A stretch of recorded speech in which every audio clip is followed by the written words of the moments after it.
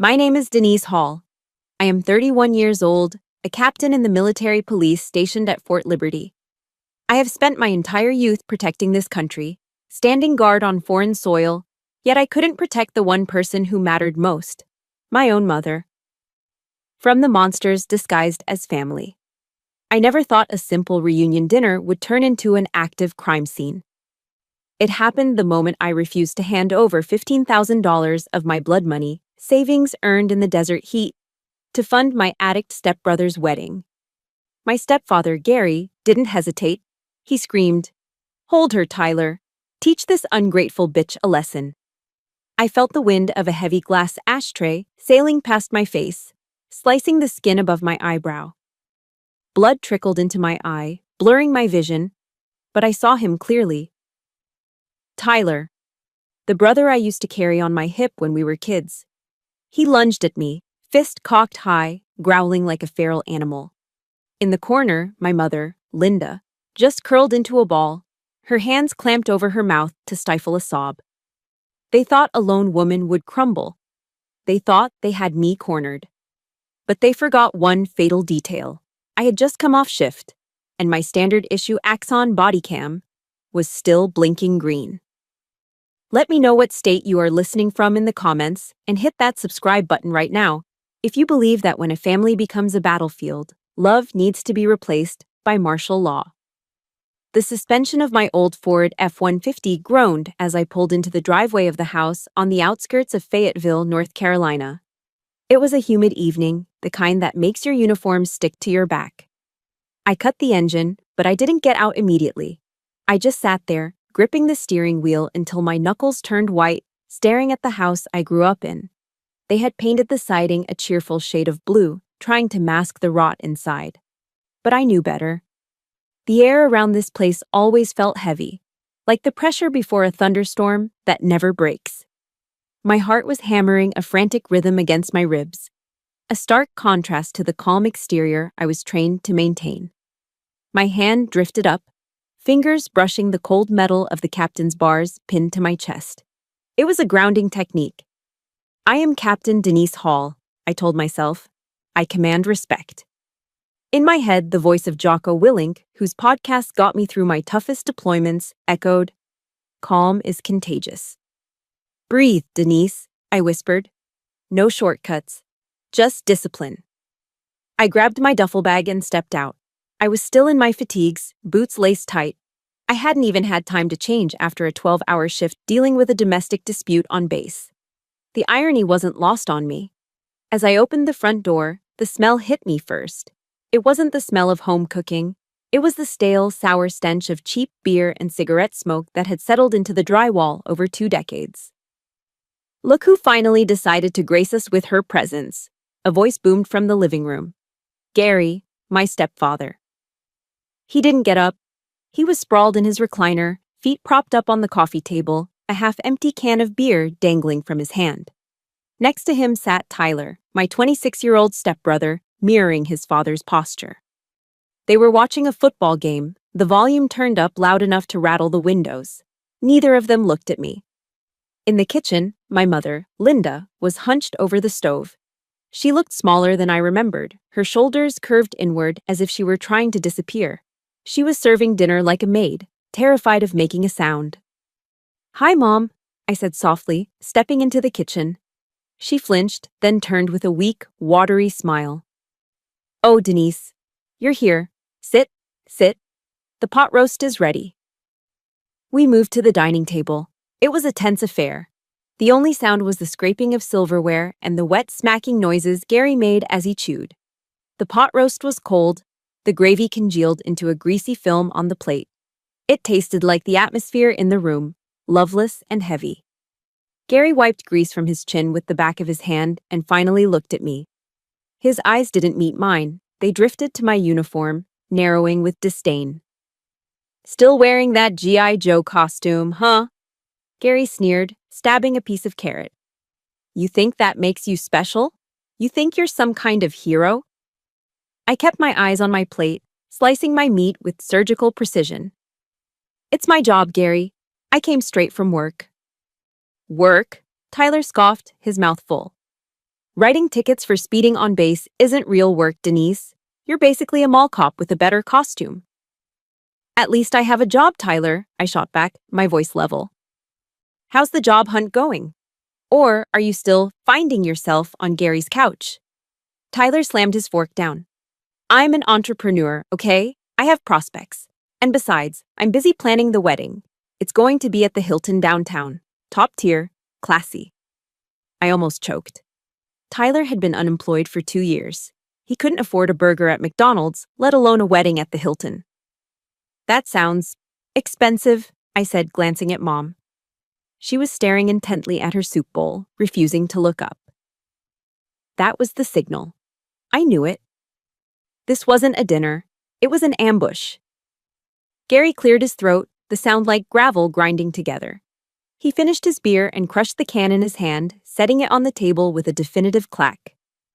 Speaking of the wedding, Gary started, his tone shifting from mocking to demanding. We ran the numbers. We're a little short.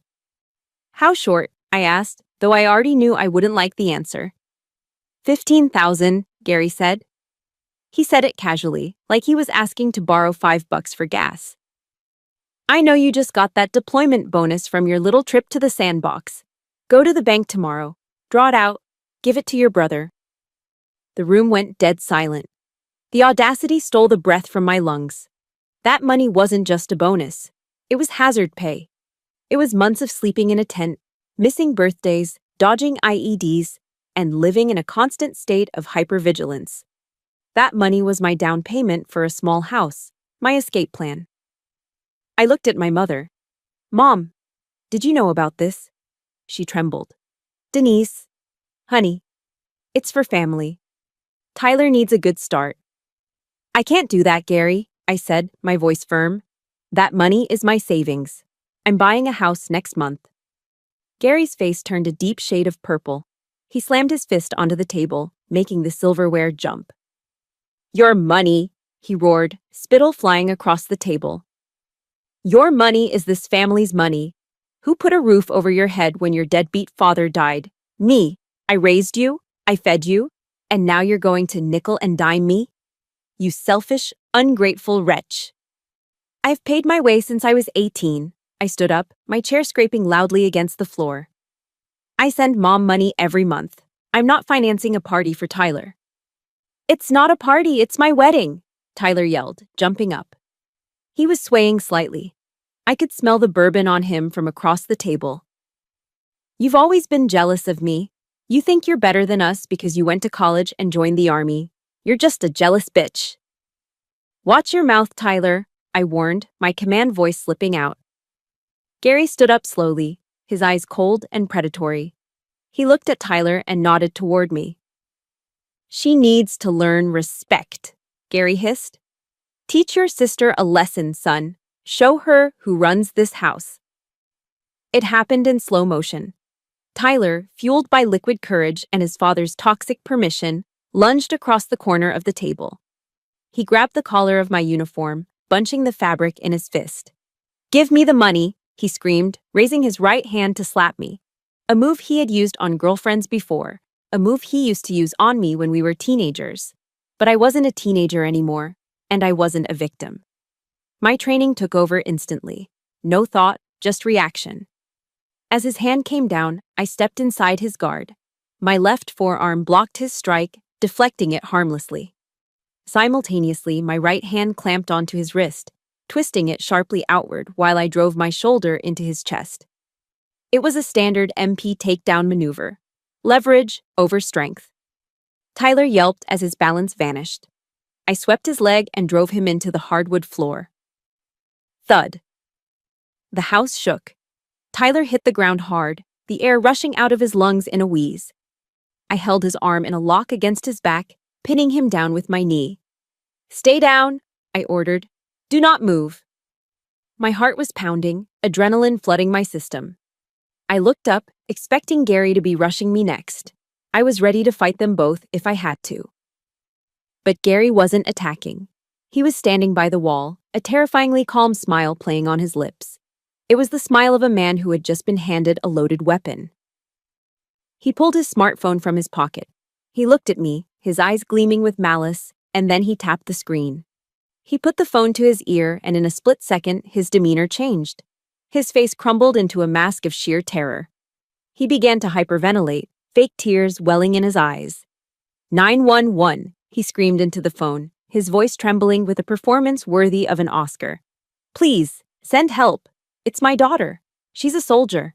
She's having an episode. She's crazy. She just tried to kill her brother. There's blood everywhere. Oh God, please hurry before she kills us all. I froze. My knee was still on Tyler's back, but a cold chill, colder than any winter night, washed over me. He wasn't just trying to steal my money. He was trying to destroy my life. The wail of sirens cut through the heavy air of the living room like a knife.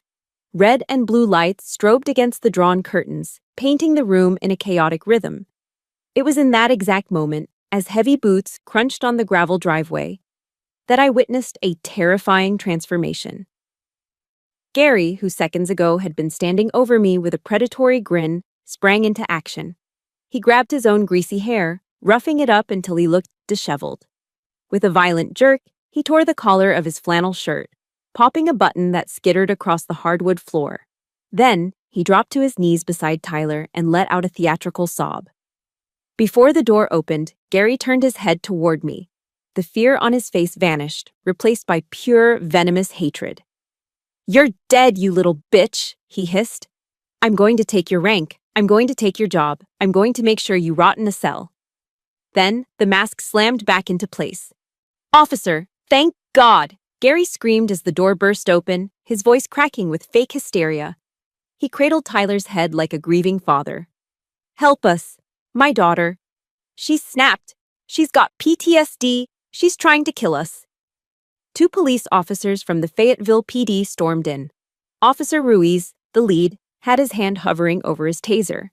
"Police, let me see your hands. Everyone stay where you are," Ruiz barked. His eyes landed on me immediately. I didn't flinch. My training kicked in. I snapped to attention, my back rigid, and raised my hands slowly to shoulder height, palms open. My face was a mask of absolute neutrality. "I am unarmed, officer," I stated calmly. "I am complying." The contrast was jarring. Me, a military police captain, standing perfectly still in uniform. Gary, disheveled, weeping, smelling of stale beer. And Tyler, curled on the floor, moaning for the audience, and Mom, huddled in the corner, hands over her ears, sobbing quietly in utter defeat. "She attacked him," Gary wailed, pointing at Tyler's bleeding nose. "She came in demanding money for drugs. When I said no, she went crazy. Look at my boy." Officer Ruiz's eyes narrowed. He looked at me, then Gary. I could see the calculation. Domestic disturbance, veteran, accusation of drugs, and PTSD. It was a narrative he knew well. "Ma'am, step away. Keep your hands visible," Ruiz ordered. "Understood," I said, stepping back. Ruiz separated us, standard procedure. He took Gary into the kitchen. I stood by the window, staring at the flashing lights, hearing Gary's voice drift through the thin walls. He wasn't just lying. He was weaving a tapestry of destruction. "It's been getting worse since she got back from deployment," Gary whispered conspiratorially. "She's hooked on those painkillers, opioids. The army hides it, but we know. Tonight, she said she wished she had her service weapon so she could finish the job." My stomach churned. It was a lie so vile it took my breath away. He was weaponizing the very real struggles of my brothers and sisters in arms against me. He knew that unstable veteran with a gun was a code red for any cop. "Lying lips are abomination to the Lord." The verse from Proverbs flashed through my mind. Gary was a walking blasphemy. Tyler caught my eye and smirked, a fleeting expression of triumph before letting out another groan. "My arm. I think she broke my arm." Minutes later, Ruiz returned, his face grim. "Captain Hall," he said, acknowledging my rank. "Your stepfather is making serious allegations. Aggravated assault, domestic violence, threats against life." "They are false allegations," I replied steady. "I acted in self-defense. My stepbrother attacked me when I refused to give them money." Ruiz sighed, rubbing his neck. Look, Captain, I see a bleeding man and a distraught father. And I see you, without a scratch, in North Carolina, without independent witnesses. He glanced at my mother. Did she see what happened? My heart leaped. Yes, ask her. Ruiz walked over to Mom. Ma'am? Mrs. Holton? Can you tell me what happened? Did your daughter attack your son? The room went silent. Gary stepped out of the kitchen, leaning against the doorframe. He didn't speak. He just stared at Mom with dark, flat eyes, a look that promised retribution. If you speak, you pay. Mom looked up, terrified. She looked at Ruiz, then Gary, and finally me. She stammered, hands shaking. I was in the kitchen. I didn't see anything. I just heard yelling. My heart shattered. She was so broken by that monster she couldn't even defend her own child. She chose survival over truth. Ruiz walked back to me. Captain Hall, it's a he said, she said. I can't arrest you without evidence. But your stepfather wants to press charges. He's demanding a report. I understand, I said, feeling a cold numbness. Pressing charges meant an investigation. My commanding officer would be notified. My security clearance, my career. Everything was hanging by a thread. I'm writing this as a domestic disturbance for now, Ruiz said. But I suggest you leave the premises immediately. I will leave. Gary stood behind Ruiz. As the officer turned away, Gary looked at me. He mouthed 4 words. I told you so. I didn't scream. I didn't lunge. That's what he wanted, for me to lose control and prove his lie true. Instead, I grabbed my duffel bag and walked out. The humid night air felt cleaner than the air inside. As I walked to my truck, despair threatened to pull me under. The injustice burned like acid. I had served my country, done everything right. Yet a liar was inside drinking my mother's coffee, while I was treated like a criminal. Before we move on, I need you to do something. If you have ever been the bad guy, just because you stood up for yourself, hit that like button right now. And in the comments, type, I stand, to let me know I'm not alone. I climbed into my truck. My hands trembled as the adrenaline faded. I looked back at the house. Gary was probably celebrating his victory. But as I stared at the dark windows, my hand brushed against my chest pocket. I felt the hard, rectangular outline of something plastic through my uniform. The despair vanished. Gary thought he had won. He thought he had silenced the only witness, but he forgot about the witness that doesn't feel fear. The witness that doesn't lie. I wasn't reacting anymore. I was planning, and God help him when I executed that plan. Gary didn't wait. He didn't even let the sun fully rise over the pine trees of North Carolina before he launched his next attack. He knew he couldn't beat me in a physical fight. I was younger, stronger, and trained to neutralize threats. So, like the coward he was, he decided to hit me where I couldn't defend myself with martial arts. He went for my livelihood.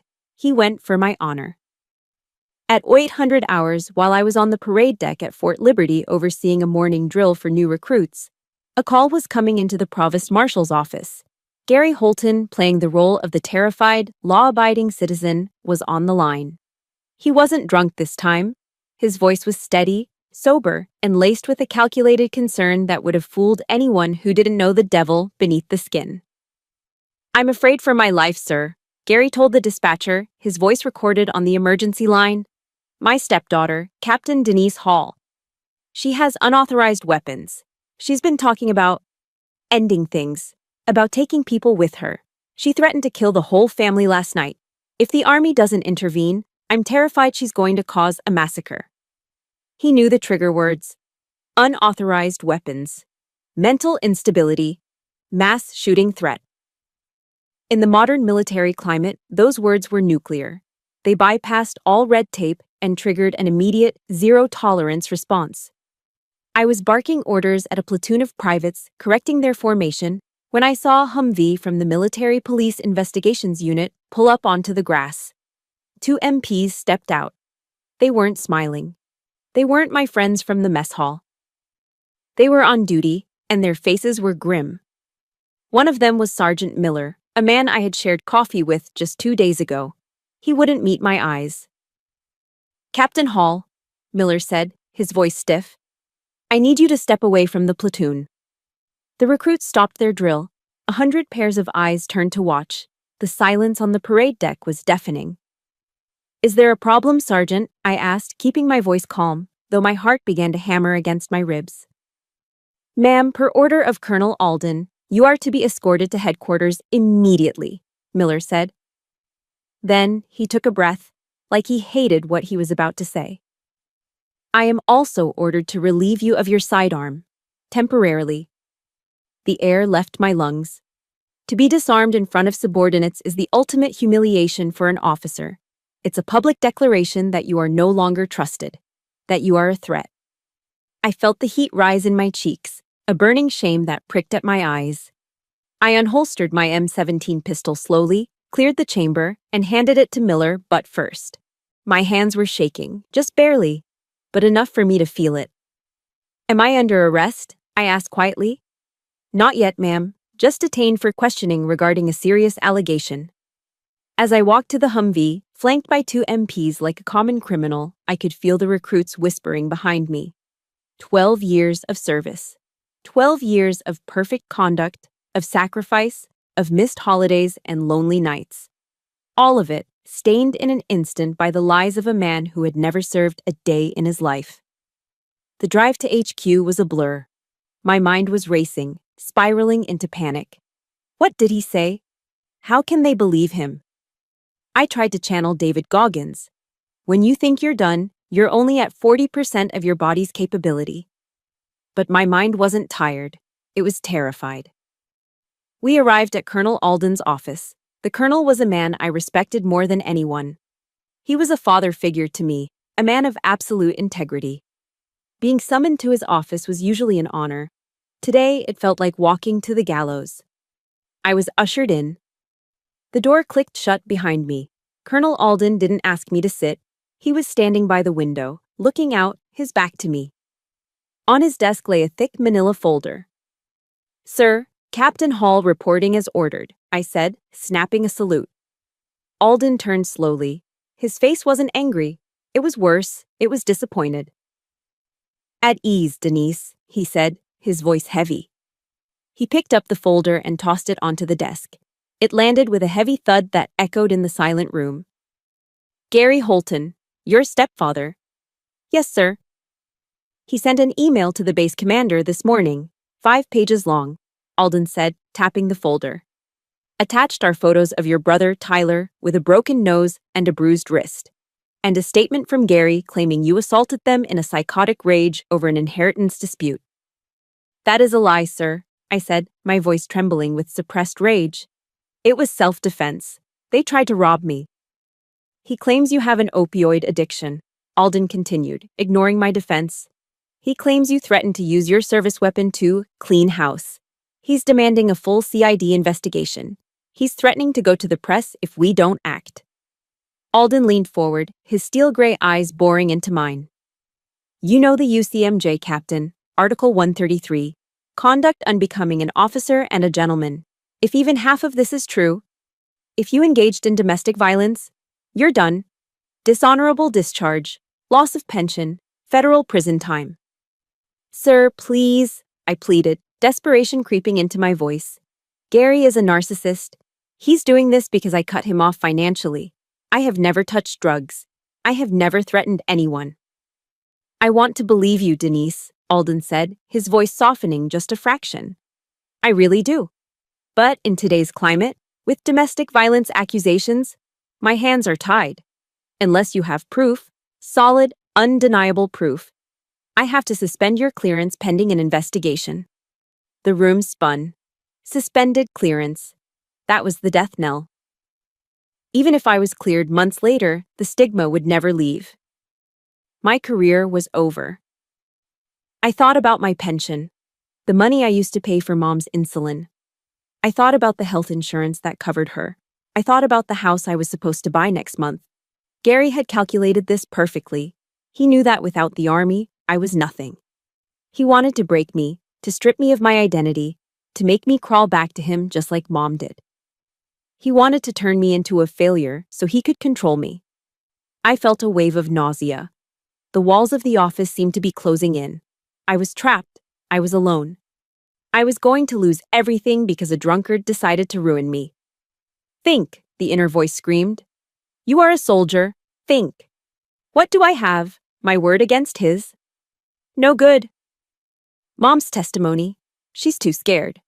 My clean record? Irrelevant against a DV charge. I looked down at my uniform, the same uniform Gary had mocked last night, the uniform I had worn straight from work to that hellish dinner. Wait. My hand twitched. I felt a phantom pressure against my chest. Last night. I hadn't changed. I had driven straight there. I remembered unclipping the heavy battery pack of my body cam when I got to the car. But I didn't leave it at the station. I had been in a rush. I had shoved the SD card into my pocket to upload later, per protocol for sensitive domestic disputes. My hand moved slowly, almost involuntarily, to my left breast pocket. My fingers brushed against the Velcro flap. I felt it. A small, hard square of plastic. Cold, sharp-edged. The world stopped spinning. The noise in my head went silent. I looked up at Colonel Alden. The fear in my chest evaporated, replaced by a cold, burning clarity. Gary had made one mistake. He thought I was just a daughter. He forgot I was a cop, and cops collect evidence. Sir, I said, my voice no longer trembling. You said you need proof? Alden looked at me, confused by the sudden change in my demeanor. Yes, proof. I undid the Velcro on my pocket. The sound, reep, was loud in the quiet office.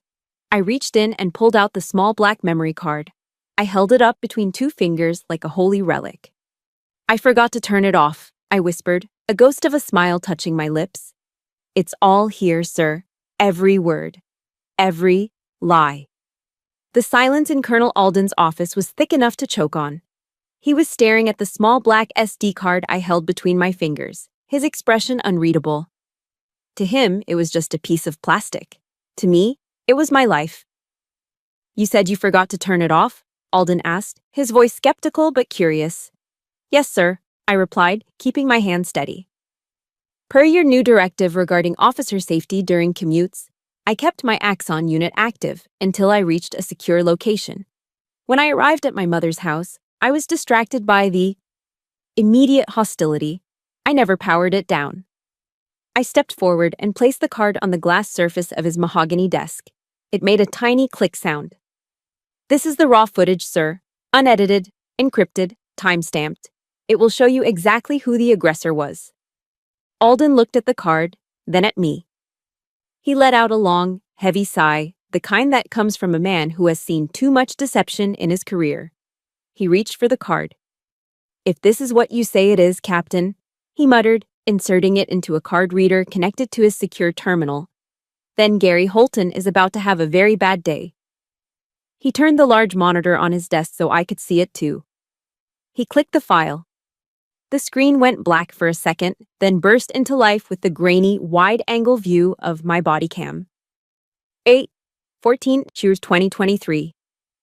18:42 hours. The audio kicked in immediately, crystal clear high-definition sound.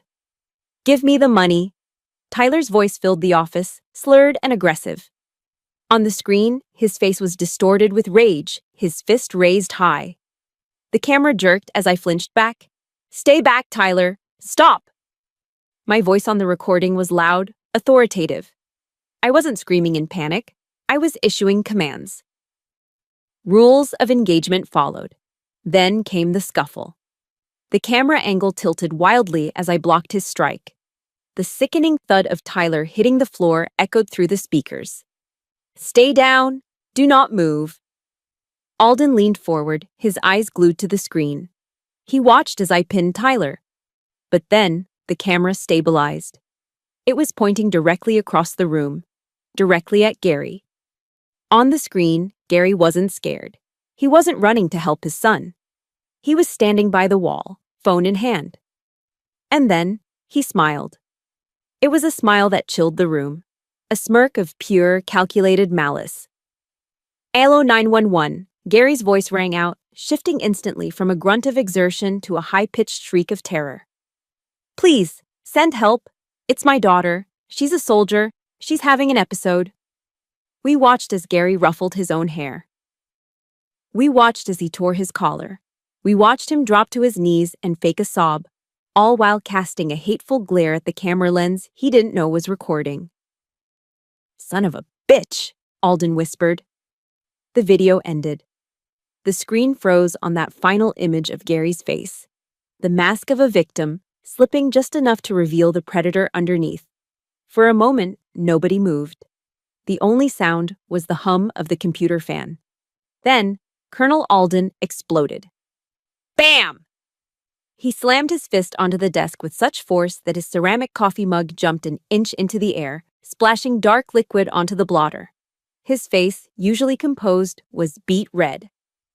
"That bastard!" Alden roared, pushing his chair back.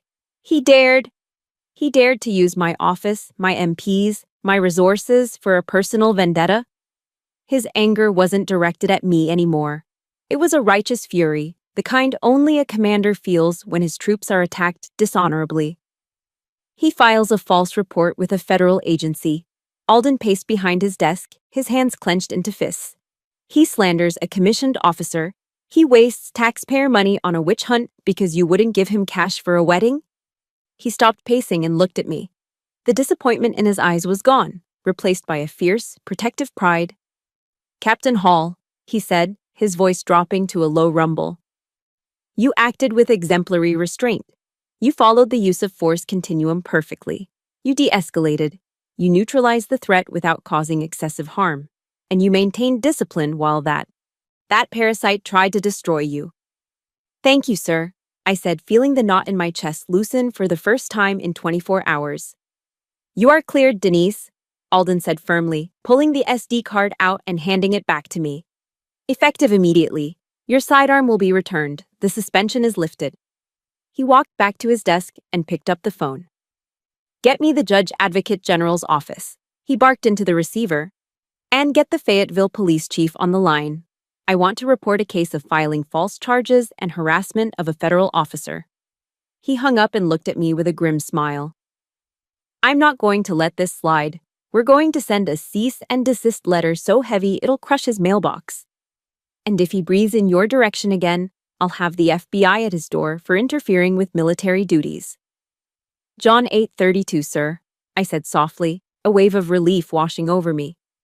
"And ye shall know the truth, and the truth shall make you free." "Amen to that, Captain," Alden nodded. "Dismissed. Go get your gun back." I saluted, turned on my heel, and walked out of the office. The air in the hallway felt lighter. The MPs who had escorted me looked confused as I walked past them, head held high, straight to the armory to reclaim my M17. I had won. The evidence was irrefutable. My career was safe. My honor was intact. But as I sat in my car in the parking lot, clipping my holster back onto my belt, the victory began to taste like ash. I closed my eyes, and the image from the video played back in my mind. Not Gary's smirk, not Tyler's fist. It was Mom. In the corner of the frame, blurry and out of focus, was my mother. She was huddled against the china cabinet, her hands over her ears, shaking like a leaf. She looked so small, so terrified. Gary hadn't just lied to the police. He had terrorized her into silence. He was controlling her, draining her, using her fear to feed his own ego. I realized then that this wasn't over. Clearing my name was just the first battle. The war was still raging inside that house. Gary wasn't just a liar. He was a parasite. A tick burrowed deep into the skin of my family, sucking the life out of the host until there was nothing left. And you don't negotiate with a parasite. You don't reason with it. You burn it out. I started the engine of my truck. I wasn't going back to the barracks. I had a new mission now. If Gary wanted to play dirty with money, I was going to find out exactly where the money was going. I pulled out my phone and dialed the number of an old friend in banking. It was time to follow the paper trail. The opportunity came 2 days later. Gary, in his infinite arrogance, had taken Tyler for a tuxedo fitting. He wanted his son to look like royalty for a wedding he couldn't afford. And of course, he was paying for it with credit cards that were likely already maxed out. I watched from down the street in my rental car as Gary's truck pulled away. As soon as they turned the corner, I drove up the driveway. The house felt different when they weren't there. It wasn't angry. It was just sad, cold. I used my key to let myself in. The air conditioning was off to save money, yet the house felt freezing. I found Mom at the kitchen table. She wasn't cooking or cleaning. She was just sitting there, staring at a pile of envelopes. Some were unopened, others were torn open, their contents spilling out like confetti of doom. Final notice, past due, collection agency. Mom, I said softly. She jumped, her hand flying to her chest. Denise, you shouldn't be here. If Gary comes back... He's gone for at least 2 hours, I said, pulling out a chair and sitting opposite her. We need to talk, right now. She looked away, her fingers nervously picking at the edge of a utility bill. About what? There's nothing to talk about. Mom, look at this table. I gestured to the sea of red ink. I need to see the bank accounts. I need to see the savings. Dad's 401k that he left you. Where is it? It's fine, she whispered, her voice trembling. Gary handles the finances. He says he's investing. He says the market is down right now, but it'll bounce back. He says we're going to double our money soon. Investing, I repeated, skepticism dripping from my voice. Mom, Gary hasn't held a steady job in 5 years. What is he investing in? Crypto, she mumbled, and some sports tech company. My stomach dropped. It was the classic script of a financial predator. Open the laptop, Mom, I ordered, my tone leaving no room for argument. Log into the joint account, now. She hesitated, tears welling up in her eyes. He'll be so mad if he finds out. He tried to have me arrested, Mom, I snapped, slamming my hand on the table. He tried to ruin my life. I don't care if he gets mad. Open the damn computer. She flinched, then slowly pulled Gary's laptop toward her. Her hands shook as she typed in the password. Tyler, born, 1 son. Of course, the banking portal loaded. I spun the laptop around so I could see. I didn't just gasp. I felt the blood drain from my face. The screen was a crime scene. The checking account balance, $412. 10. Overdrawn. The savings account, $5. 4. But the real horror was the transaction history. It scrolled down like a litany of sins. BetMGM, 5 noins. BetMGM, 200. BetMGM, $1,000. Gary wasn't investing in tech. He was gambling. Thousands of dollars, gone in seconds on a sports betting app. Then, there were the others. Joe's Liquor Warehouse, 145. The Platinum Club, 300. A strip club downtown. Venmo to Tyler Holton, 500. Venmo to Tyler Holton, 500. Venmo to Tyler Holton, 500. Mom, I whispered, pointing at the screen. He's not investing. He's burning your money. He's giving it to Tyler. He's spending it on strippers and booze. Mom stared at the screen, blinking rapidly as if trying to make the words change. No, that can't be right, he said. And where is Dad's 401k? I clicked on the retirement tab. The page refreshed. Total balance, 0.0. Status, closed. Full withdrawal executed 06/12/2022. It's gone, I said, my voice hollow. All of it, $80,000. Gone. Mom made a sound like a wounded animal, a low keen that vibrated in her chest. My retirement. That was for my care home. That was for... Wait, I said, spotting a notification in the email inbox open in the other tab. The subject line read, Urgent, Reverse Mortgage Default Warning. I clicked it. My heart stopped. Dear Mr. and Mrs. Holton, this is a final notification regarding the reverse mortgage taken out on the property of 124 Oak Street. Due to failure to pay property taxes and insurance as stipulated in the agreement, the loan is in default. Foreclosure proceedings will begin in 30 days unless the balance of $12,000 is paid immediately. Mom, I looked at her, horror washing over me. Did you sign papers for a reverse mortgage? What? No, she cried. I never signed anything. Gary brought some papers home a year ago, but I said no. I said I wanted to leave the house to you. I pulled up the attached PDF of the contract. There, at the bottom, was a signature. Linda Hall Holton. But it wasn't her handwriting. It was shaky. Forced. It was a forgery. He forged your signature, I said, the realization hitting me like a physical blow. He took out a reverse mortgage. He took the equity out of the house. Probably spent that too. And now he hasn't paid the taxes. Mom. The bank is going to take the house. In 30 days. No, Mom whispered. She stood up, swaying on her feet. No, this is my home. Your father built this porch. I raised you here. Look at it, I yelled, turning the screen to face her fully. This is how he loves you. He stole your retirement. He stole your savings. And now he sold your house out from under you to pay for his gambling addiction and Tyler's lifestyle. Mom looked at the red numbers, the zeros, the foreclosure notice. Her face went gray. All the blood left her lips. She clutched her chest, her eyes rolling back slightly, and collapsed onto the sofa. Mom! I rushed to her side. She wasn't having a heart attack. She was having a breakdown. A complete and total collapse of her reality. She curled into a fetal position, burying her face in the cushions, and let out a scream. It wasn't a scream of fear. It was a scream of pure, unadulterated grief. It was the sound of a woman realizing she had slept next to a monster for 10 years. I'm so stupid, she sobbed, her voice muffled. I'm so stupid. I thought he changed. I thought he loved me. You're not stupid, Mom, I said, stroking her hair, feeling a cold, hard rage solidifying in my gut. You were manipulated. You were gaslit. This is financial abuse. I looked around the room, the peeling paint, the old furniture. This house was all she had left of my father. It was her sanctuary. And Gary had pawned it off like a cheap watch. This wasn't just a family dispute anymore. This was a felony. Wire fraud, forgery, elder abuse. My sadness evaporated. In its place, something else took root. Disgust.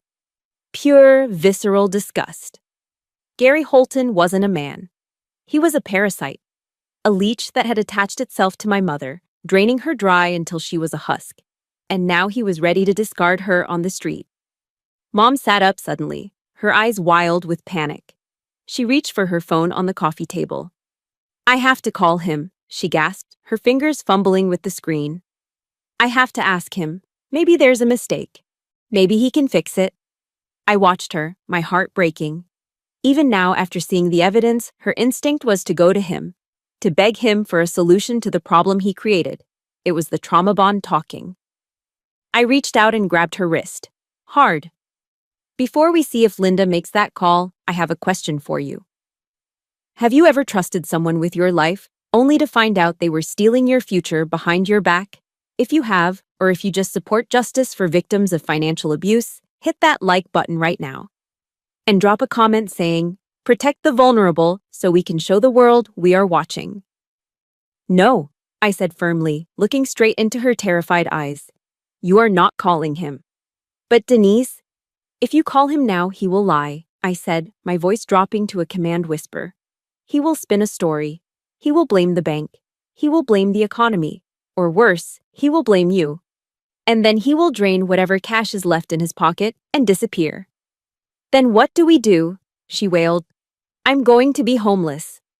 No, you're not, I said. Because you have me. And I'm a soldier. We don't retreat, we reload. I took the phone from her hand and set it down. Mom, do you want to lose this house, or do you want to fight? She looked at me. For the first time in a decade, I saw a spark in her eyes. It was faint, buried under layers of shame and fear. But it was there. I want to fight, she whispered. Good, I said. Then wipe your tears. We have work to do. Mom's hand hovered over the call button, her thumb trembling. Her face was pale, sweat beading on her forehead despite the chill in the room. I have to ask him, she whispered, her voice cracking with desperation. Maybe Maybe he can explain. Maybe it's a mistake. I moved faster than I had in years. I reached across the kitchen table and snatched the phone from her hand, sliding it into my pocket. No, I said, my voice sharp and commanding. It wasn't a daughter speaking to a mother. It was a soldier speaking to a civilian who was about to walk into a minefield. Give it back, she cried, reaching for me. He's my husband. I need to talk to him. I grabbed her shoulders, my fingers digging into the soft fabric of her cardigan. I forced her to look at me. Her eyes were wild, dilated with panic, the classic look of a victim in the thrall of a trauma bond. Mom, listen to me, I said, keeping my voice steady but intense. Gary is not your husband right now. He is a hostile threat. He is the enemy. If you call him, he will know we know. He will drain whatever is left in that account. He will burn the paper trail. He will disappear, and you will be left with nothing but debt and a foreclosure notice. She slumped in her chair, sobbing into her hands. But I can't do this alone. I'm scared, Denise. I'm so scared. I pulled a chair close to her, our knees touching. I softened my grip on her shoulders, letting my hands rest there gently. I know you are, I said softly. But you're not alone. Not anymore. She looked up at me, tears streaming down her face, ruining her makeup. For the first time, she really looked at me. Not as the rebellious teenager she had kicked out at 18 because Gary demanded it. Not as the difficult daughter who refused to lend money. She looked at me and saw the woman I'd become. I'm so sorry, she choked out. I let him chase you away. I chose him over you. I was so blind. And now look at me. I'm 55 years old, and I have nothing. You have me, I said firmly. Why? She asked, her voice barely a whisper. Why would you help me after everything I let him do to you? I took a deep breath. The anger was there, sure, it always would be. But beneath it was something stronger. Because I took an oath, I said, to protect those who cannot protect themselves, and you are my mother. The Bible says to honor your father and mother, but it also says in Matthew 10:16, Be ye therefore wise as serpents and harmless as doves. I squeezed her hands. We've been the doves for too long, Mom. It's time to be the serpents. She sniffled, wiping her nose with a tissue. But I'm weak, Denise. I'm not like you. I don't know how to fight. You don't need to know how, I said. You just need to decide to stand up. I thought of Mel Robbins, the motivational speaker whose videos played in the background of my barracks. There is a truth you need to hear, Mom. No one is coming to save you. Gary isn't coming to save you. The bank isn't coming to save you. You have to save yourself. She looked at me, the words sinking in. The harsh reality of it seemed to slap her sober. But, I added, a small smile touching my lips, saving yourself doesn't mean you can't have a weapon. And right now, I am your weapon. Mom took a shuddering breath.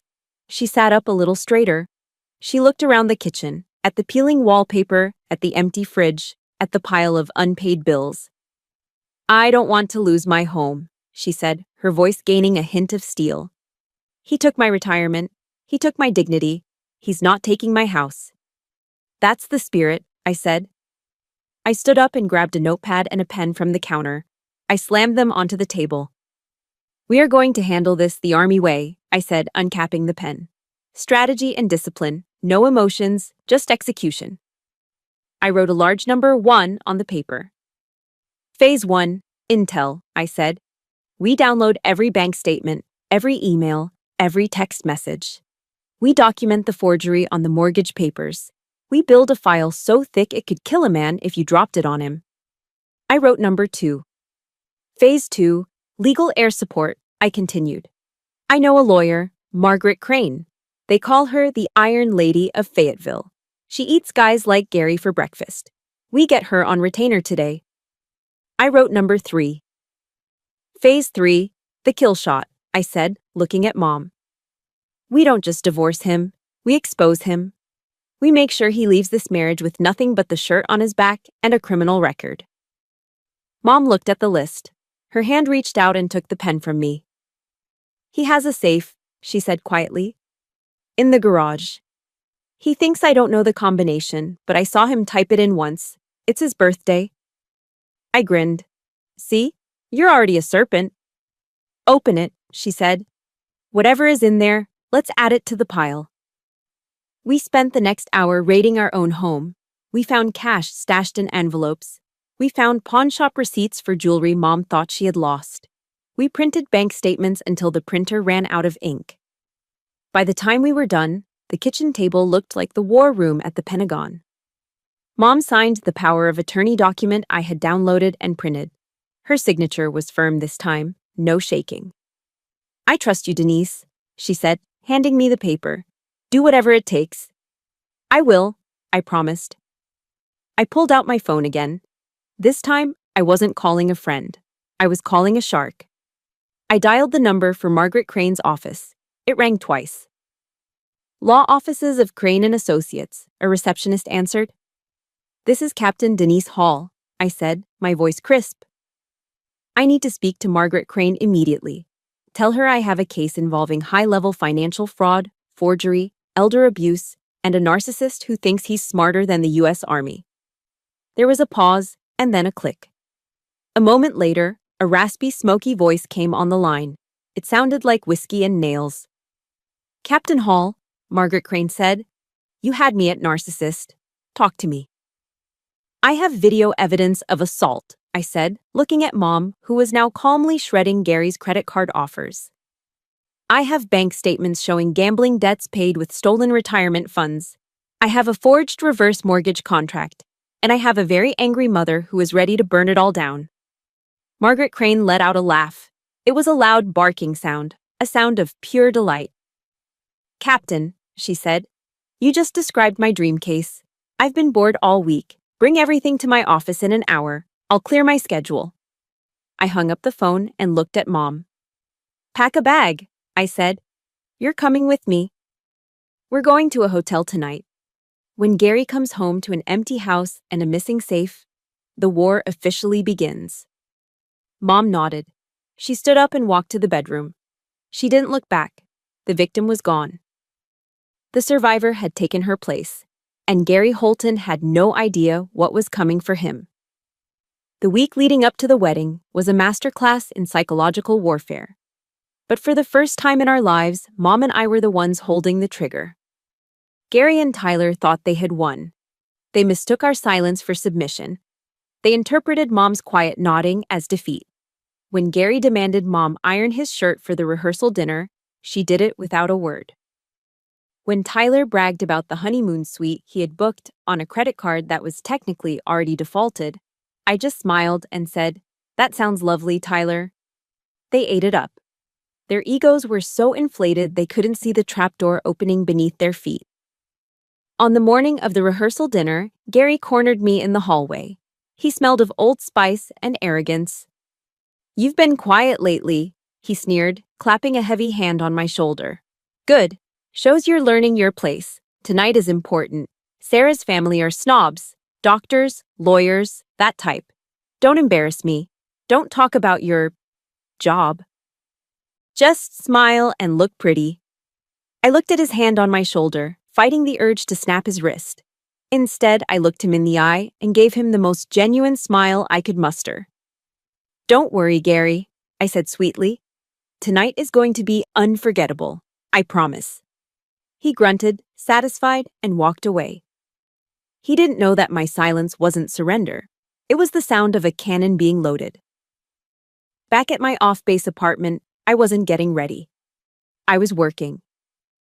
My laptop hummed on the kitchen counter, surrounded by empty coffee cups. I wasn't cleaning a weapon or polishing my boots. I was building a bomb. But this bomb was made of pixels and PDF files. I had spent 3 nights scanning every single document Mom and I had unearthed.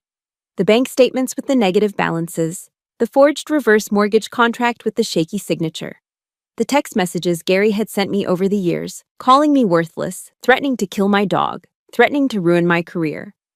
And of course, the pièce de résistance, the body cam footage. I imported everything into a PowerPoint presentation. I titled the file simply, "The Truth About the Holton Family." I edited it like a documentary. Slide 1. The lie, Gary's claims of wealth. Slide 2. The theft, Mom's empty 401k. Slide 3. The fraud, the mortgage. Slide 4. The violence, the video. It was brutal. It was undeniable. It was a 5-minute presentation that would dismantle 2 lifetimes of lies. I saved the file. Then I copied it to 3 separate USB drives. One for my pocket, one for my purse, one for the car. In the military, we call this redundancy. 2 is 1 and 1 is none. If Gary tried to stop one, I'd have 2 more ready to go. At 1600 hours, my phone buzzed. It was a text from Big Mike. Mike was a former Army Ranger I had served with in Afghanistan. He stood 6'4" and was built like a vending machine made of muscle. He now ran a private security firm in Fayetteville. Text: assets in place. We'll be at the Green Valley at 17:30. Front and back exits covered. I typed back, Roger that. Target is hostile. VIP, my mother, is priority. Do not let anyone leave once the show starts. Text: understood. Nobody touches the VIP. See you there, Captain. I set the phone down. I didn't want a brawl. But I knew Gary. When a narcissist is cornered, they don't cry. They attack. And Tyler, drunk on entitlement and probably bourbon, would be unpredictable. I wasn't taking any chances with Mom's safety. It was time to suit up. For a civilian wedding, most sisters would wear a nice dress. Maybe something floral, something that blended in. I went to my closet and pulled out the garment bag that held my dress mess uniform. This is the Army's equivalent of a tuxedo, but far more significant. It's a short, fitted jacket with satin lapels, high-waisted trousers with a gold stripe down the leg, and a cummerbund. It screams formality. It commands authority. I put on the white shirt, fumbling slightly with the studs. I tied the black bow tie. I slipped into the jacket. Then came the medals. I pinned my rack to the left chest. The Bronze Star, the Commendation Medal, the Campaign Medals, each one a testament to discipline, sacrifice, and honor. Concepts Gary and Tyler couldn't even spell. I looked in the mirror. The woman staring back wasn't Denise, the stepdaughter. She wasn't Denise, the victim. She was Major Select Denise Hall, an officer of the United States Army, and tonight, she was the executioner. I took a deep breath, centering myself. The verses of Psalm 23 came to me, a warrior's prayer. Yea, though I walk through the valley of the shadow of death, I will fear no evil. For thou art with me. Thy rod and thy staff, they comfort me. Amen, I whispered. I grabbed the silver clutch that held nothing but a tube of lipstick and 3 black USB drives. I picked up my laptop bag. I walked out to my truck. The sun was setting, painting the North Carolina sky in hues of bruised purple and angry orange. It felt appropriate. The Green Valley restaurant was a fancy place. White tablecloths, crystal chandeliers, overpriced wine. It was the kind of place Gary loved because it made him look rich. It was the perfect stage for his downfall. I started the engine. My hands were steady on the wheel. Tonight, there would be no yelling, no crying, just cold, hard facts projected on a 10-foot screen. I pulled out of the parking lot and headed toward the Valley of Death. Gary wanted a memorable rehearsal dinner. He was going to get one. The Green Valley restaurant was a vision of manufactured elegance. Crystal chandeliers dripped light onto tables set with white linen and polished silver. The air smelled of roasted duck and expensive perfume. Gary was in his element. He stood at the head table, holding a flute of champagne, his face flushed with wine and self-importance. He was giving a toast. Of course he was. When I look at my son, Tyler, Gary boomed, his voice projecting to the back of the room, I see a young man of integrity, a man I raised to be a provider, just like me. And Sarah, well, we are just so honored to welcome such a prestigious family into our humble fold. He raised his glass toward Sarah's parents, Dr. and Mrs. Sterling. They smiled politely, unaware they were being toasted by a man who was technically bankrupt. Tyler sat next to Sarah, looking smug in his rented tuxedo. Sarah looked radiant, twisting the large diamond ring on her finger. The ring I knew was bought with stolen money. I stood in the shadows near the AV booth, watching the performance. My laptop was already plugged into the projector system. The HDMI cable was the fuse. My finger was on the detonator. And I want to thank my lovely wife, Linda, Gary continued, gesturing to Mom, for standing by me while I worked tirelessly to pay for this beautiful evening. It wasn't easy, but for family, I'd spend every dime I have. That was it. The lie was too big to let pass. I stepped out of the shadows. My dress mess uniform caught the light, the gold stripe on my trousers gleaming. Actually, Gary, I said, my voice amplified by the microphone I'd commandeered from the DJ booth. I think it's time we clarified exactly whose dimes you spent. The room went silent. Heads turned. Gary froze, his glass halfway to his mouth. His eyes bulged when he saw me. Denise, he sputtered. What are you doing? Sit down. I have a gift for the happy couple, I said, walking toward the center of the room, my laptop in hand. A special presentation. I think Sarah and her family deserve to know the history of the Holton legacy. Cut the mic, Tyler yelled, standing up. Security, get her out of here. But the security at the door didn't move. Big Mike and his partner stood like statues, arms crossed, blocking the exit. They weren't working for Tyler. I hit the spacebar. The large projection screen behind the head table flickered to life. It wasn't a montage of baby photos. It wasn't a sappy love story. It was a bank statement. Specifically, it was a high-resolution scan of the joint account, with the negative balance highlighted in red. 412. Next was the 4.01k withdrawal records 0.000, and below that, a list of credit card debts totaling $150,000. A gasp rippled through the room. It started as a murmur and grew into a wave of shock. What is this? Dr. Sterling asked, putting on his glasses. This, I said, my voice calm and clinical, is the financial reality of the man who claims to be paying for this dinner. Tonight's meal? Paid for with stolen retirement funds from my mother, Linda Hall. That ring on Sarah's finger? I clicked to the next slide. A credit card statement showing a $5,000 charge at K Jewelers, followed immediately by 3 charges at the Platinum Club. Bought with a credit card taken out in my mother's name without her consent, I finished, along with a few $1,000s in lap dances. Sarah gasped, pulling her hand back as if the ring had suddenly burned her skin. She looked at Tyler. Tyler, is this true?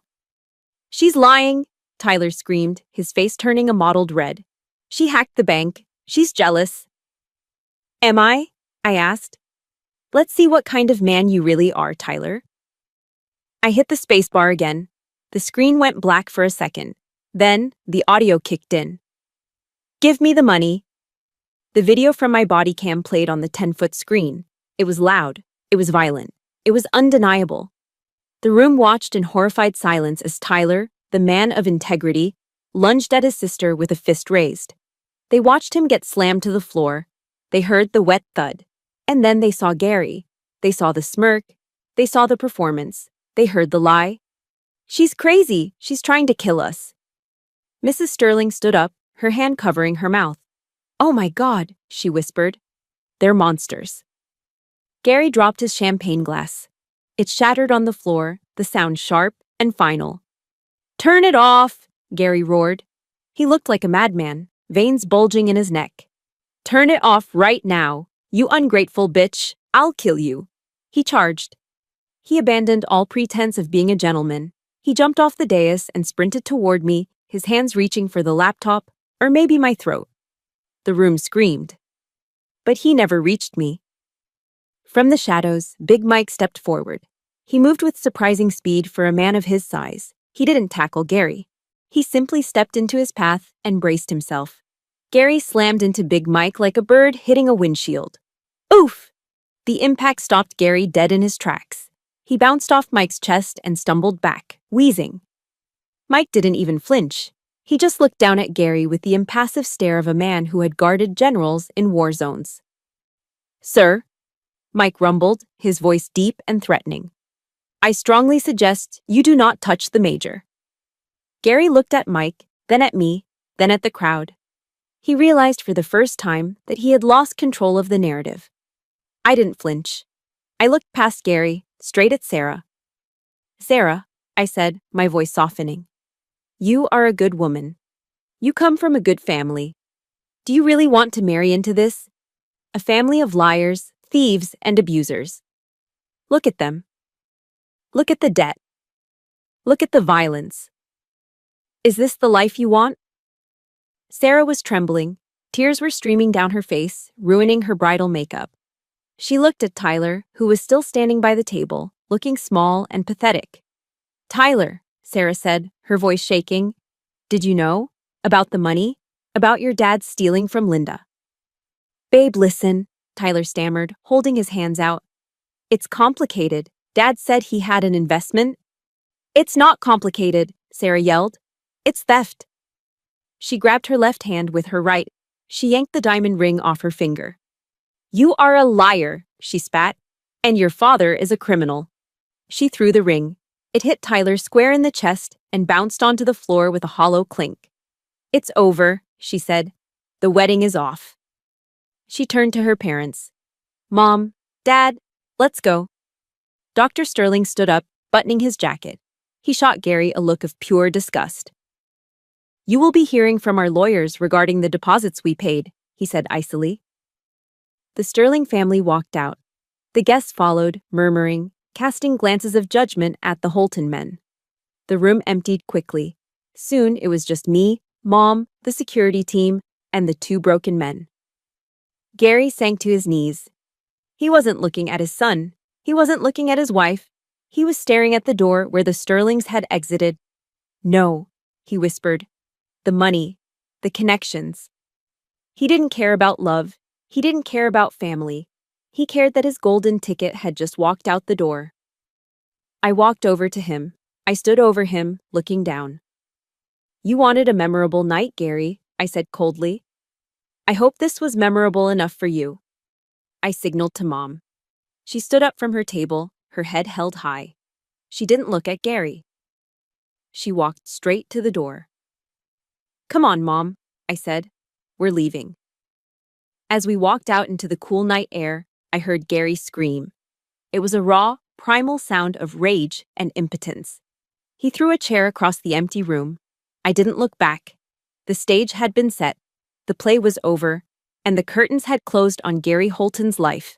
But I knew, as I unlocked the car door, that a man like Gary wouldn't just scream. When the shock wore off, he would come for blood. And I would be waiting. The hammer of justice didn't fall softly. It crashed down with the weight of a North Carolina Superior Court judge. By 0900 hours the next morning, my lawyer, Margaret Crane, had secured an emergency protective order. With the video evidence and the documented financial fraud, the judge didn't hesitate. He granted immediate exclusive possession of the residence to my mother and ordered Gary to stay at least 500 yards away from both of us. At 10:30, a police cruiser pulled up to the house. It was a civil standby. Two officers stood with their arms crossed on the front lawn, watching as Gary frantically threw his clothes into garbage bags. He was only allowed to take personal effects, clothing, toiletries, nothing else. The truck? Frozen by the court as a marital asset pending the fraud investigation. The bank accounts? Frozen. The safe? Empty. I stood by the living room window with Mom, watching him. He looked small. Without his bluster, without his ability to terrorize, he was just a middle-aged man in stained sweatpants, dragging trash bags to a taxi because he didn't even have a car anymore. He looked up at the window once. I expected anger. Instead, I saw fear. He knew for the first time in his life that he was truly alone. As the taxi drove away, Mom let out a breath she seemed to have been holding for 10 years. He's gone, she whispered. He's really gone. Yes, I said, squeezing her shoulder. And he's never coming back. The air in the house felt different, lighter. For the first time, the sunlight streaming through the window didn't feel like an intruder. It felt like a guest. But the fallout wasn't over. Tyler was the next domino to fall. News of the rehearsal dinner disaster had spread through Fayetteville like wildfire. In a military town, reputation is everything. By noon, Tyler had been fired from his consulting gig, which was really just a nepotism hire by one of Gary's drinking buddies. At 2:05 p.m., there was a banging on the front door. I opened it to find Tyler. He looked like a wreck. His eyes were bloodshot, his shirt was untucked, and he reeked of stale bourbon. "Denise," he slurred, leaning against the doorframe. "You gotta help me. Sarah blocked me. My boss fired me. My landlord is kicking me out tomorrow if I don't pay rent." He looked at me with those puppy dog eyes that had worked on Mom for 26 years. "You got that bonus money, right?" he pleaded. "Just a loan, sis. I'll pay you back, I promise. I'm your brother." I looked at him.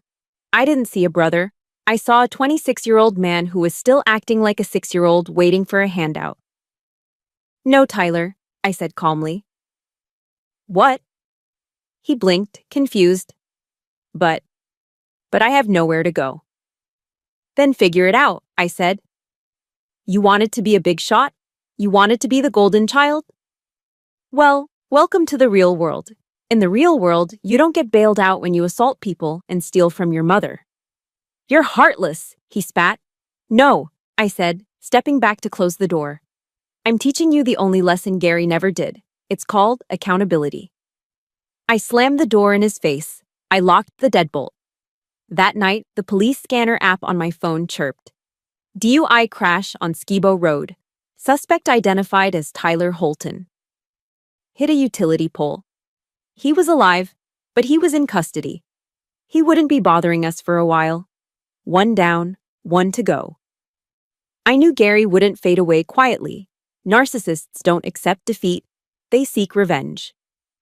So, I prepared. I spent the next week turning Mom's house into a fortress. I installed motion sensor floodlights. I upgraded the alarm system. And I waited. It happened 7 days later. It was 2:01 a.m. on a Tuesday. A moonless, humid night. I was sleeping on the couch in the living room, fully dressed, my expandable baton resting on the coffee table. Beep, beep, beep. The perimeter alarm on the back door chirped softly. It wasn't the loud siren. I had set it to silent alert so I wouldn't panic Mom. I sat up instantly. My heart rate spiked, but my mind was ice cold. I checked the camera feed on my phone. There he was, Gary. He was stumbling around the back patio, wearing dark clothes that were too tight for him. He was holding a crowbar. He looked drunk, angry, and dangerous. He jammed the crowbar into the frame of the sliding glass door. He pushed. The lock groaned. According to North Carolina's castle doctrine, I could have shot him the moment he breached that door. I had my service weapon in the safe. It would have been legal. It would have been easy. But I didn't want his blood on my floor. I wanted him to suffer a fate worse than death for a man like him. I wanted him to be humiliated by the system he thought he could outsmart. I grabbed my baton. I flicked it open. Click, clack, a solid bar of steel. I moved to the shadows of the kitchen, pressing my back against the refrigerator. Crack! The glass door shattered. Gary reached in, unlocked the latch, and slid the door open. He stepped into the kitchen. He was breathing heavily, muttering to himself. "Bitch! Think you can take my house? I'll show you." He took 2 steps. That was all he got. I stepped out of the shadows. "Police! Drop the weapon!" I shouted, my voice booming in the small kitchen. Gary spun around, raising the crowbar. He was slow, clumsy, drunk. I didn't hesitate. I swung the baton low, striking his right forearm, the radial nerve motor point. Thwack! Gary screamed and dropped the crowbar. It clattered loudly on the linoleum. Before he could recover, I spun him around, kicked the back of his knee, and drove him face first into the floor. Slam. "Stay down!" I yelled, pressing my knee into the small of his back. I grabbed his right arm and twisted it behind him in a compliance lock. "Get off me!" he howled, thrashing like a fish on a hook. "This is my house." "Not anymore, Gary," I whispered into his ear. "You are under arrest for breaking and entering, assault with a deadly weapon, and violation of a protective order. The sirens were already wailing in the distance. I had triggered the silent police alarm the moment he stepped on the porch. Within minutes, the kitchen was swarming with uniforms. This time, Officer Ruiz wasn't there, but the officers who arrived knew exactly who I was. They knew about the EPO. They hauled Gary up. His nose was bleeding from hitting the floor. His hands were cuffed tightly behind his back. As they dragged him out the front door, he saw Mom standing at the top of the stairs in her bathrobe. "Linda!" he screamed, desperate now. "Linda, tell them to let me go. I'm your husband." Mom looked down at him. She didn't tremble. She didn't look away. She simply tightened the belt of her robe and said, "My husband died 10 years ago. You're just the mistake I finally fixed." The officers shoved him into the back of the squad car. He kicked the window, screaming curses, blaming everyone but himself. I stood on the porch with Mom, watching the red and blue lights flash against the oak trees. The engine started. The car pulled away, taking the noise, the anger, and the toxicity with it. As the taillights faded into the darkness, the only sound left was the chirping of crickets and the steady rhythm of our own breathing. "It's over, Mom," I said, putting my arm around her. She leaned her head on my shoulder. "Yes," she said. "It's finally over." We went back inside and locked the door. But this time, we weren't locking ourselves in a prison. We were locking the world out of our sanctuary. Gary was gone. Tyler was gone. The parasites had been purged, and for the first time in a long time, I slept without a weapon within reach. 3 months later, the North Carolina sky was a piercing, brilliant blue. Not a cloud dared to mar the perfection of the morning at Fort Liberty. The parade deck was filled with the crisp sound of boots snapping to attention and the flutter of the American flag in the gentle breeze. I stood center stage, my spine straight as a rod, facing Colonel Alden. "Attention to orders," the adjutant bellowed over the PA system. The crowd fell silent. "The President of the United States has reposed special trust and confidence in the patriotism, valor, fidelity, and abilities of Captain Denise Hall," the voice boomed. "In view of these qualities and her demonstrated potential for increased responsibility, she is, therefore, promoted to the rank of Major in the United States Army." Colonel Alden stepped forward. He held a small velvet box in his hand. Inside gleamed the gold oak leaf insignia, the mark of a field-grade officer. He smiled, a genuine fatherly smile that crinkled the corners of his eyes. "You earned this, Denise," he said quietly, so only I could hear. "Not just for what you did in uniform, but for the battle you won out of it." He removed my old captain's bars and pinned the new gold oak leaves onto my collar. I felt the weight of them. It was a physical weight, yes, but it felt different than the burdens I had carried for so long. For years, I had carried the weight of Gary's insults. I'd carried the weight of Tyler's failures. I'd carried the weight of my mother's unhappiness. Those weights were heavy, suffocating, and cold. This weight, this was warm. This was the weight of honor. The weight of glory. The weight of a future I had carved out with my own 2 hands. "Thank you, sir," I said, my voice steady. I turned to face the audience. Usually, at a promotion ceremony, you look for your spouse, your kids, maybe your dad. I looked for the woman in the front row. Mom was sitting there. But she wasn't the woman I remembered from that dark, beer-stained living room 3 months ago. She wasn't the woman hunched over a pile of debt. She was wearing a bright yellow sundress that matched the sunshine. Her hair was cut in a stylish bob. She was sitting upright, her hands clasped in her lap, beaming. When our eyes met, she didn't look away in shame. She waved, a small, proud wave. We had sold the house on Oak Street, the House of Horrors, as we called it now. It sold quickly, the market being what it was. We used the money to pay off every single cent of the fraudulent debt Gary had racked up.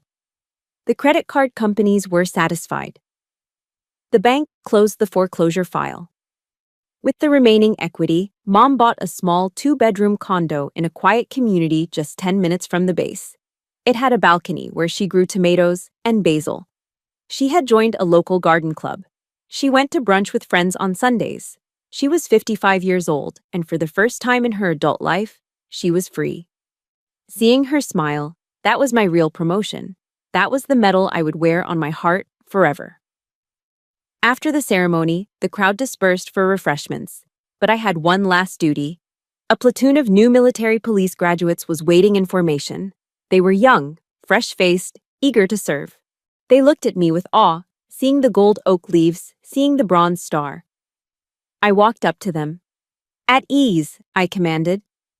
They relaxed their stance, but their eyes stayed glued to me.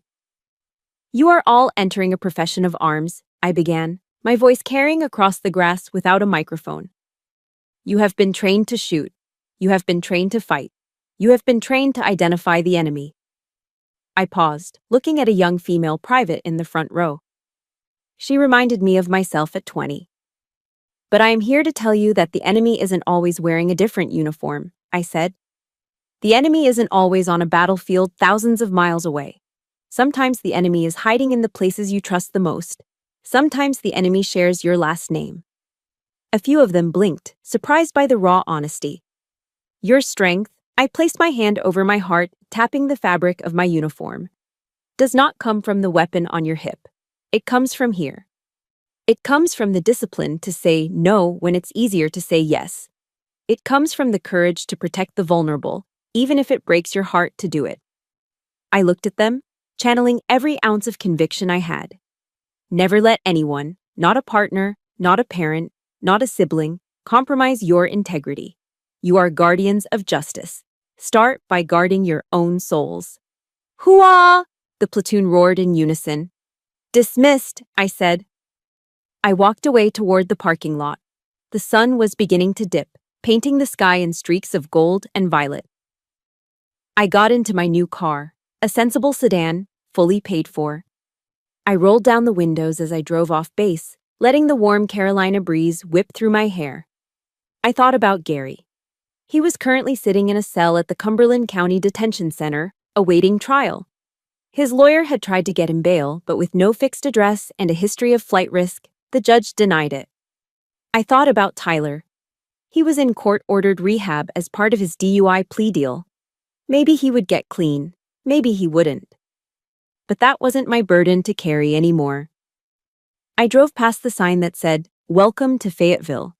I wasn't angry anymore. The rage that had fueled me for months had burned itself out, leaving behind a clean, quiet landscape. I was Denise Hall, Major, daughter, protector. I had fought in deserts. I had fought in cities. But the hardest war I ever fought was the one inside my own living room. And I had won. I looked in the rearview mirror. Behind me, flying high above the base entrance, the American flag snapped proudly in the wind. Old Glory. It had survived storms, wars, and time. Just like me. I smiled, turned up the radio, and drove home to have dinner with my mother. This is Major Denise Hall, signing off. Thank you for listening to my story. If you believe that family is about loyalty and love, not just blood, please hit that subscribe button. Share this story with someone who might need to hear it. And remember, you are stronger than you think. Stand your ground.